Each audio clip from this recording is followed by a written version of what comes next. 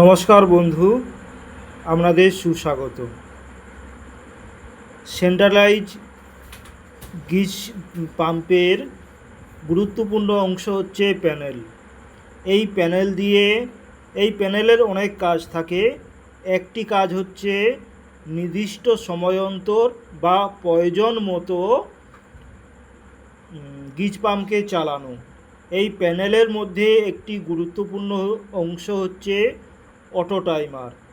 এই অটো টাইমারই কত সময় অন্তর পাম্প চলবে সেটা ঠিক করে। এই অটো টাইমারের সেটিংটা খুবই গুরুত্বপূর্ণ। অটো টাইমারের সেটিং যদি ভুল হয়, পাম্প কোনো দিনই অটোতে চলবে না। আপনাদের আগের ভিডিওতে ডিজিটাল টাইমার সেটিং দেখিয়েছি। এইবার আপনাদের পুরনো মডেলের অটো টাইমার সেটিং দেখাবো। আপনারা দেখতে পাচ্ছেন এই রকম একটা লম্বা চওড়া বিশিষ্ট একটি অটো টাইমার থাকে। এইটা হচ্ছে ফন্ট। এই ফন্টের অনেকগুলো সুইচ বা চারকোনা স্ক্রু থাকে। এই ফন্টটাকে আপনাদের ভালো করে দেখাচ্ছি। এই একটা চারকোনা স্ক্রু, এই একটা চারকোনা স্ক্রু, এই একটা চারকোনা স্ক্রু থাকে। এই সেটিংটা হচ্ছে খুবই গুরুত্বপূর্ণ।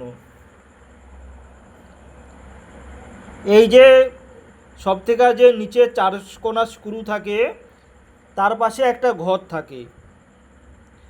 আপনি স্ক্রুড্রাইভার বা টেস্টার দিয়ে এই চারকোনা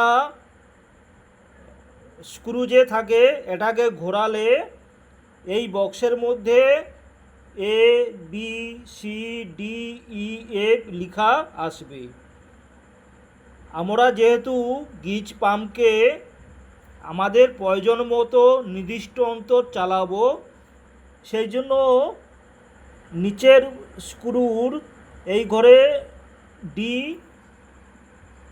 লেখাটা রাখিতে হইবে।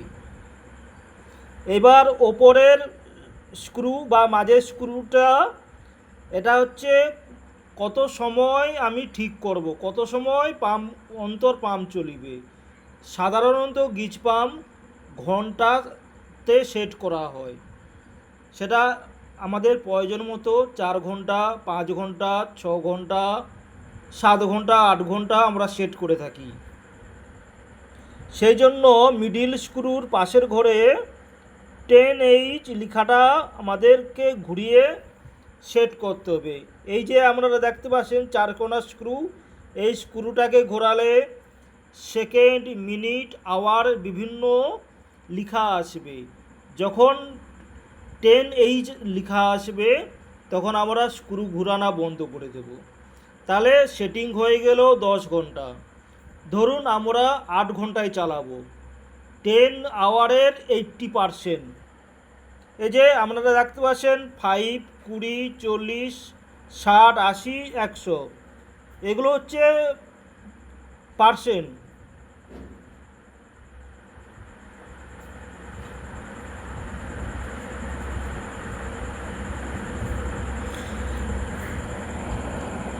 এই চারকোনা সুইচের একদিকে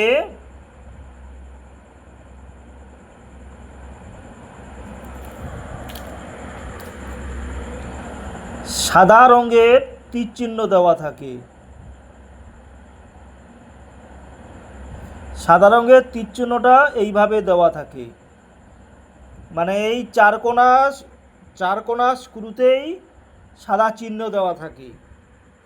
ধরুন আমি 8 ঘন্টায় সেট করব, 10 আওয়ারের 80% মানে 8 ঘন্টা।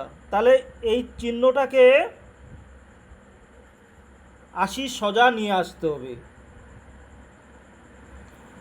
তাহলে আমার পাম্প চলবে 8 ঘন্টায়, পাম্প চলবে, পাম্প বন্ধ হবে এবং পুনরায় 8 ঘন্টা পর গিয়ে পাম্প চলবে। তাহলে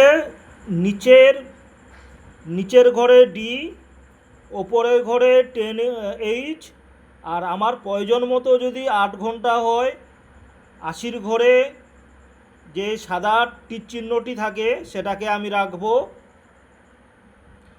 আর যদি আমার 6 ঘন্টা করে, যদি 6 ঘন্টা ছাড়া পাম্প চালানোর দরকার হয়, এই সাদা তীর চিহ্নটাকে 60 ঘরে রেখে দেব।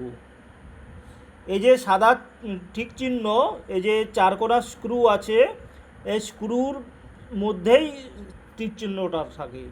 এই তীর চিহ্নটা যখন আমি 60-এর সোজা রেখে দেব, তাহলে 6 ঘন্টা অন্তর পাম্প চলিবে। আশা করি আপনারা ভিডিওটা বুঝতে পেরেছেন। ভিডিওটি দেখার জন্য ধন্যবাদ। আপনাদের দিনটি শুভ হোক।